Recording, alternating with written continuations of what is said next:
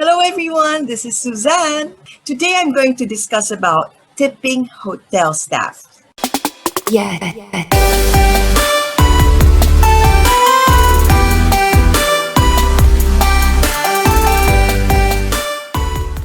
Do you ever tip in hotels? Or sa malalaking hotels lang? What about small hotels or Airbnb? How much should we tip? Barya-barya lang ba? Or will we give a large amount of money? Among all the people who service us, the room boys, the housekeeping, the waiters, who among them should we tip? Lahat ba sila? And how often should we tip? How much should we tip? Who will we tip? Magkano titip natin? Tipping can be personal. It depends on the person. Some will tip konti lang, but others can be very generous. Now, not all hotels naman have bellboys. Well, bellboys, yes, but concierge, not a lot. But if you're staying in a budget hotel or even a very small hotel, you still need to give them a tip, especially the housekeeper who makes your bed and gives you fresh towels. And more so in upscale properties. Tipping of other service people like valets or room service people is customary and greatly appreciated. Now, more than ever, because of the pandemic, travelers should be tipping at hotels. So how much should you tip? Tipping for me is very subjective. No one is forcing you naman to tip, di ba? However, if you like to show appreciation, kung gusto mo magpasalamat, anything is always better than nothing. Anything would be appreciated. Now, what should travelers keep in mind when they do tip hotel staff? It often comes down to the job he or she does. Depende kung anong ginawa sa'yo. But first of all, if you haven't subscribed to my channel, I'd like to invite you to do so. Just click the subscribe button below, click the bell button, click the all, so that you will be notified whenever I post a new vlog. Let's go through this one by one. Number 1, luggage attendants or yung mga bellboys. This is relatively simple. Porters should be tipped $1 to $2 per bag that they bring up to your room. If you're traveling with a group naman or with a big family and they're going to use the cart with a lot of baggages, you can round it up to $5 to $10. Depends on the number of bags. Number 2, valets. For mid-level hotels, let's say 3 to 4-star hotels, you should tip around $2 to $5. Now, if it's here in the Philippines and it's a local hotel, you can give around 40 pesos. It's just like a parking fee in the mall, di ba? You may not also get the same valet all the time, so it's nice to give something extra to different people moving your car back and forth. Now, if there's bad weather and your valet needs to get your car in an uncovered area, then of course, tip more. Number 3, housekeeping. I believe that housekeeping is one area that tipping should be mandatory. Dapat mag-tip tayo talaga sa housekeepers. Not only at the end of your stay, but every day that you're there. After all, sila lahat ang naglilinis ng kalat natin, even our beds and our bathroom. You won't realize it, but they're the hardest working people in the hotel and least recognized. Ang hirap magpalit ng bed sheets or maglinis ng banyo and you're just given 30 to 40 minutes. I discussed this in one of my vlogs. For housekeeping tips, the standard tip for hotels in the US is between $2 to $5 per day. You can give even more if you're generous. It depends kasi. Let's say you're a family with a garbage can full of diapers and your room is very, very messy. Then naturally, you have to tip more. Kasi syempre, the housekeeper will spend extra time and effort to clean your room. Now, business travelers is a different case. They're not always in the room. Usually, the rooms are tidy already and they make less mess. And of course, if you're traveling for a business, edi maging galante ka na. But keep in mind, others are not really aware of this, but other hotels, they only accept cash. We see this frequently. Other guests, they leave half bottle of wine or the remaining pizza. Guests often think that they're leaving something special. It really doesn't work kasi most hotels have strict policies when taking some things from the guest room. Now, where will you put your money? On the desk or any clear surface, along with a note that says thank you.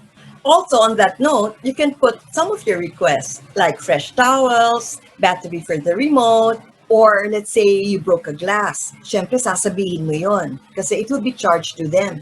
As I've said earlier, the most common mistake that we make is we leave their tip after our stay. It's important to tip daily kasi the housekeepers change naman every day. They're not there all the time. Iniiba-ibang schedule nila. So you may see them today, you won't see them tomorrow. So tip daily. Now, given the pandemic, when housekeepers sometimes do not enter your room, will you still tip? The answer is yes, and tip even more. Though guests are interacting less frequently with housekeepers, that doesn't mean that they're working less.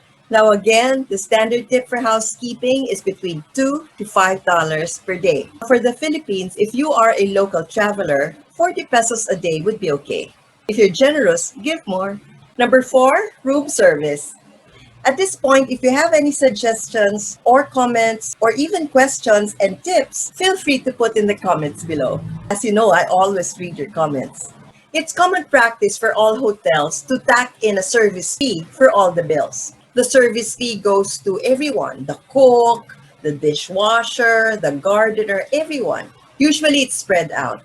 Now, if you want to give a delivery tip to room service, then you can give around $1 to $4. For local naman, you can give a delivery tip of 20 to 30 pesos. Number 5, concierge. When tipping concierge, it's a sliding scale. It depends on what they do for you. If it's a simple dinner reservation, don't give a tip. Or if you're just asking for directions, there's no need to tip at all. Hindi na kailangan mag-tip. Now, if you want to ask them for advice on what tours to take and they're going to explain it to you, then you can give $5. But remember, the concierge can do amazing things for you. They can pull strings for you to get a sold-out ticket in an event or arrange an anniversary surprise for your husband or for your wife. If this is the case, then of course you have to give more. How much? It's really up to your budget. But $40 is on the low end. It can go as high as $100 or more, especially if you're staying in a 4 or 5-star hotel. Of course, the more complicated the task they will do for you, the higher the tip. As for things that fall under in the middle, let's say easy theater tickets or arranging a tour guide or driver for you, something in the $5 to $20 range is a fair amount. Just keep in mind the degree of difficulty of what you've asked the concierge to do for you. 6, drivers. Hotels and resorts might have drivers that shuttle the guests from the airports to hotels or to the nearest town. The tip for them is $1 to $2 per person, or if it's a group, then $4 to $10 is enough. For taxi or limousine drivers, 15 to 20% off the total fare is the fair amount. Number 7, restaurant and bars. Here, the standard tipping rules apply, as they do for establishments outside the hotels. Waiters should be tipped 15 to 20% of the bill, excluding tax and expensive wines. Wine stewards, who will help you choose the best bottle of wine to be paired to your meal, should be tipped 10 to 20% of the wine bill only. If the wine is expensive, it's acceptable to cap your tip to $20. As per buffet, you should tip $1 to $2 per person, especially when there's a drink service. Bartenders or bar servers should be tipped 10 to 15% of the total tab.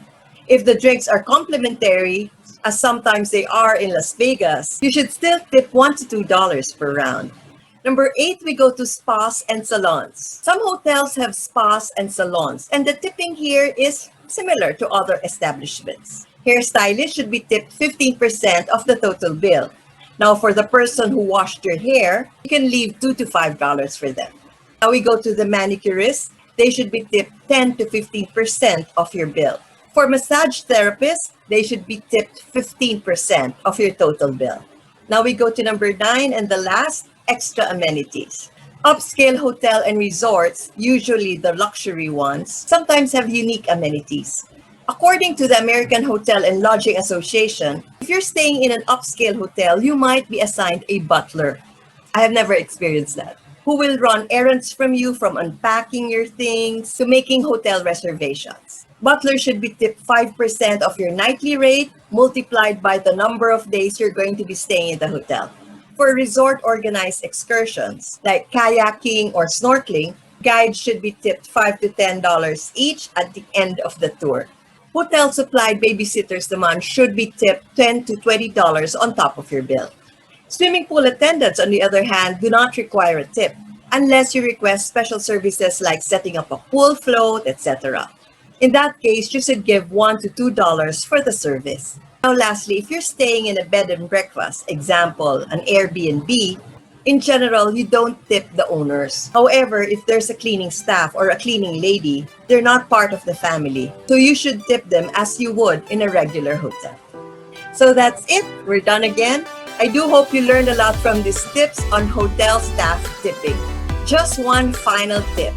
At the end of the day, the best thing that you can do is give what you can and know that it will be appreciated. I'll see you in my next vlog. Maraming salamat. Thank you so much for watching. Ingat kayo always and stay safe. Bye! Now again, now the standard tip for housekeeping is upscale hotels, upscale with according to American Association, our most common mistake is we leave our tip.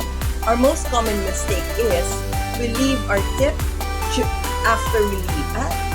Though guests are interacting less frequently with guests. Ayun na pala. And so that's it. We're done again. I hope you learned a lot from these tips and from this vlog.